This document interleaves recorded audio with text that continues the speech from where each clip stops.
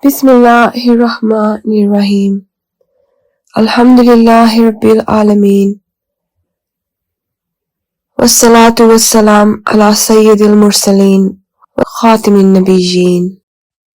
About the magician and pederasts.